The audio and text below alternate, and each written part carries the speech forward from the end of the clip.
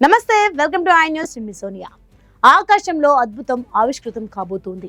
భూమి, చంద్రుడు, సూర్యుడు ఒకే సరళ రేఖపైకి రాబోతున్నాయి. చంద్రుడు నెత్తుటి రంగు పులుముకొని భూమి నీడలో బందీ కాబోతున్నాడు. యావత్ భారతదేశం చూడబోతున్న ఆ అద్భుతమైన అరుదైన ఖగోళ ఘట్టమే సంపూర్ణ చంద్రగ్రహణం. 2025 సెప్టెంబర్ 7వ తేదీ రాత్రి యావత్ దేశం కళ్ళు ఆకాశం వైపే ఉండనున్నాయి. దాదాపు గంట పాటు కనిపించే ఈ బ్లడ్ మూన్ ఎక్కడెక్కడ స్పష్టంగా కనిపిస్తోంది. ఈ గ్రహణం కారణంగా ఏ ప్రధాన ఆలయాలు మూతపడనున్నాయి, ఏ ఆలయాలకు మాత్రం మినహాయింపు ఉంది, ఇప్పుడు చూద్దాం. కళ్ళు చెదిరే ఖగోళ అద్భుతానికి కౌంట్ డౌన్ మొదలైంది. 2025వ సంవత్సరంలో సంపూర్ణ చంద్రగ్రహణం భారతదేశాన్ని పలకరించనుంది. భారత కాలమానం ప్రకారం సెప్టెంబర్ 7వ తేదీ రాత్రి 9:57 ఈ గ్రహణం ప్రారంభమై సెప్టెంబర్ 8వ తేదీ తెల్లవారుజామున 1:26 వరకు కొనసాగుతోంది. అయితే ఇందులో అత్యంత కీలకమైన ఘట్టం సంపూర్ణ గ్రహణం.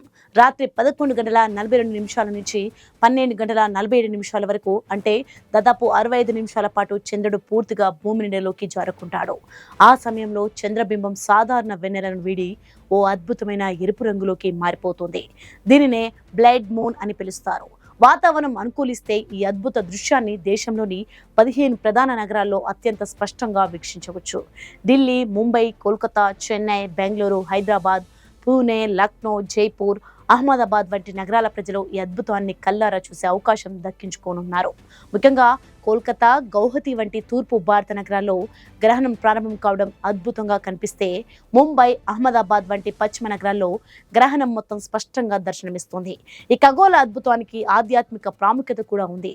హిందూ విశ్వాసాల ప్రకారం గ్రహణ సమయానికి 9 గంటల ముందు సూతక్ కాల్ ప్రారంభమవుతుంది. దీంతో సెప్టెంబర్ 7 మధ్యాహ్నం 12:57 నుంచే సూతక్ కాలం మొదలవుతుంది. ఈ సమయంలో దేశంలోని అనేక ప్రధాన దేవాలయాల తలుపులు మూసివేయబడతాయి. తిరుమల శ్రీవారి ఆలయం, పూరి జగన్నాథ ఆలయం, కాశీ విశ్వనాథ ఆలయం, గౌహత్లోని కామాఖ్య ఆలయం, ముంబైలోని సిద్ధి వినాయక ఆలయం వంటి ప్రఖ్యాత క్షేత్రాలు సూతక్ కాలంలో మూతపడతాయి. గ్రహణం ముగిసిన తర్వాత సెప్టెంబర్ 8వ తేదీ ఉదయం ఆలయ శుద్ధి, సంప్రోక్షణ కార్యక్రమాలు నిర్వహించి తిరిగి భక్తులు దర్శనానికి అనుమతిస్తారు. అయితే కొన్ని ఆలయాలకు ఈ నియమం నుంచి మినహాయింపు ఉంది. ప్రత్యేక విశ్వాసాల కారణంగా కొన్ని ఆలయాలు సూతక్ కాలంలోనూ తెరిచి ఉంటాయి.